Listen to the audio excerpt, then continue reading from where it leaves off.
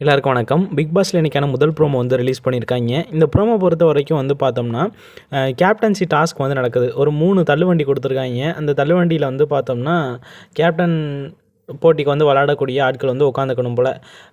அது மாரி வந்து பார்த்தோன்னா, முத்துக்குமரன் ஒரு ஸ்டேட்மெண்ட் வந்து சொல்றாரு இந்த ப்ரோமோ படி. இந்த வீட்ல பெரும்பாலான மக்கள் வந்து யாரு கேப்டனாக நினைக்கிறீங்களோ, அவங்க தான் வந்து கேப்டன் ஆகணும் அப்படின்ற மாரி. அதாவது எல்லாரும் வந்து சேர்ந்து அந்த வண்டிய தள்ளணும் போல.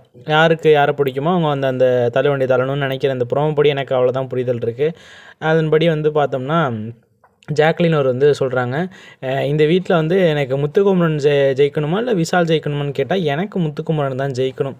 அது வந்து ராணுவோட ஸ்ட்ராட்டஜி. அதாவது ராணுவ வந்து பார்த்தோம்னா விஷாலோடைய தள்ளுவண்டியை போய் தள்ளிட்டு போகிறாரு. அந்த மாதிரி ஜெயிச்சிட்டாரு போல். ஓகேவா. அந்த டிஸ்கஷன் நடந்துக்கிட்டு இருக்கிறப்ப வந்து பார்த்தோம்னா ரயான் வந்து உள்ளே வராரு. முத்து உன்னோட ஸ்ட்ராட்டஜியே தப்பு. நீ வந்து பார்த்தோம்னா ஆட்டத்துக்கு முன்னாடியே டிஸ்கஸ் பண்ணுற. நீ உன்னோடைய ஸ்ட்ராட்டஜியை நான் தப்புன்னு சொல்கிறேன் அப்படின்ற மாதிரி ரயான் ஒரு ஸ்டேட்மெண்ட் வந்து சொல்கிறாரு. ஓகேவா. இது வந்து முத்துக்குமரன் மேலே தப்பா என்ன அப்படிங்கிறது நம்மளுக்கு தெரியல. ஓகேவா. லைவ் பார்த்தா தான் நம்மளுக்கு தெரியும். லைவில் வந்து லைவில் வந்துச்சுன்னா நான் அப்டேட் பண்ணுறேன். ஓகேவா. ராணுவ அப்படி இல்லைன்னா அவர் தப்பு பண்ணாமல் இவர் மேலே தப்பு அப்படின்னு திருப்பி விட்றாங்களா அப்படின்னும் நம்மளுக்கு தெரியலை. எதுவுமே நம்ம தெரிஞ்சுக்கிட்டு தான் பேசணும். ஓகேவா. அதன்படி வந்து பார்த்தோம்னா இந்த வாரம் கேப்டன் ஆனது விஜே விஷால். அவர் ஹெல்ப் பண்ணது ராணுவ் அப்படின்றது தெரிய வருது.